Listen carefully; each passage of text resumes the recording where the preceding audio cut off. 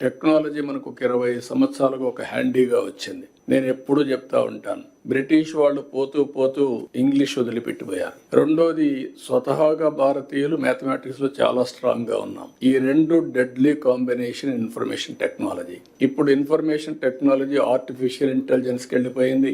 ఇంకా మెచ్యూరిటీ వస్తా ఉంది. Deep technologies in all walks of life వచ్చే పరిస్థితి వచ్చింది. సంపద సృష్టించడం చాలా ఈజీగా తయారయ్యే పరిస్థితి వచ్చింది.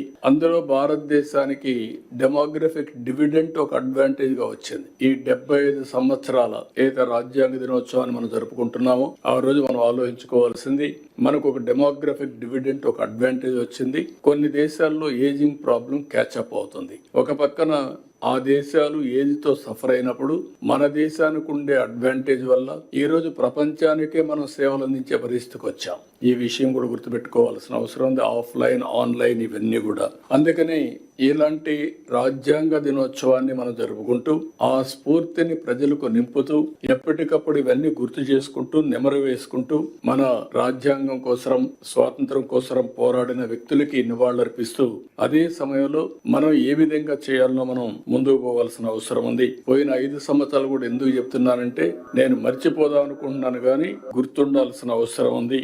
ప్రజల హక్కుగా తెలుసుకునే ప్రభుత్వ నిర్ణయాలను కూడా రహస్యంగా దాచిపెట్టడం, జీవోలు ప్రజల కోసం ఆన్లైన్ లో పెట్టే విధానానికి మంగళం పలకడం, అవన్నీ కూడా ఈ రోజు మళ్ళీ ఆన్లైన్ లో పెట్టే పరిస్థితికి వచ్చాం. ఇంకొక పక్కన 5 సంవత్సరాల జీవోలు కాకుండా ఇప్పుడు ఇచ్చే జీవోలన్నీ కూడా ఆన్లైన్ లో పెట్టి ఒక పారదర్శకతకి పెద్ద పెట్టేసే విధంగా ముందుకు పోతున్నాం. ఇంకొక పక్కన నేను చాలా సార్లు 45 సంవత్సరాలుగా చూశాను, ఏ వ్యక్తి కూడా ప్రజాస్వామ్యాన్ని గౌరవించకుండా ప్రజాస్వామ్య విలువల్ని హరించే విధంగా పనిచేస్తే ఎక్కువ సమయం లేకుంటే ఎక్కువ కాలం అని కూడా సాధించలేరు. అవి నేను చూశాను. అదే సమయంలో ప్రజల్ని హింసించే శక్తులను గాని వ్యక్తులను గాని మనం ఉదాసీనతగా ముందుకు పోయినా దానివల్ల కూడా సమాజానికి చెడు జరుగుతుంది. ఇవన్నీ బ్యాలెన్స్ చేయాల్సిన అవసరం ఉంది.